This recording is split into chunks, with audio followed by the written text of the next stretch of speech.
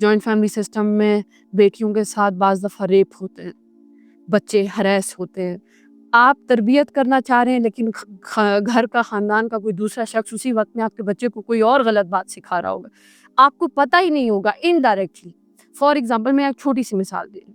جب ہم چھوٹے تھے تو میرے پیرنٹس میں میرے فادر کی یہ ہیبٹ تھی کہ ان کو کولڈ ڈرنکس، چونکہ پتہ تھا کہ یہ بہت گندی چیز ہے، تو ان کو بہت نفرت تھی اس کو پینے سے یا پلانے سے، تو انہوں نے کبھی نہیں پینے دی اور الحمدللہ کہ کبھی نہیں پینے دی.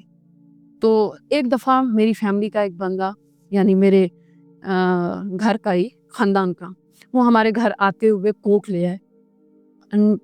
مطلب میرے فادر نے فوراً ریئیکشن دے دیا کہ اگر آپ نے پینی ہو آپ گھر سے باہر پی کر آئیں، میرے بچوں کے لیے گھر نہیں لے کر آئیں.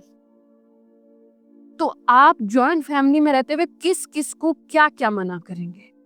آپ کا وہاں پہ کوئی رول ہی نہیں ہوگا، آپ کا کوئی لا نہیں ہوگا.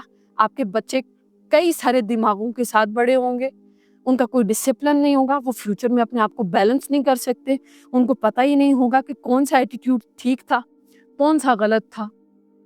بعض دفعہ ایسا ہوتا ہے، آپ فار ایگزامپل اگر میری بیٹی ہو تو میں یہ کنسیڈر کروں گی کہ میری بیٹی جہاں پر کوئی بری بات چل رہی ہو یا کوئی بڑی بات چل رہی ہو، فار ایگزامپل کسی کا ڈیورس کا میٹر چل رہا ہے اور میری 7-8 سال کی بیٹی ہے، تو آئی ڈونٹ وانٹ کہ وہ اس بات کو سنے یا اس بات کو اپنے دماغ میں لے.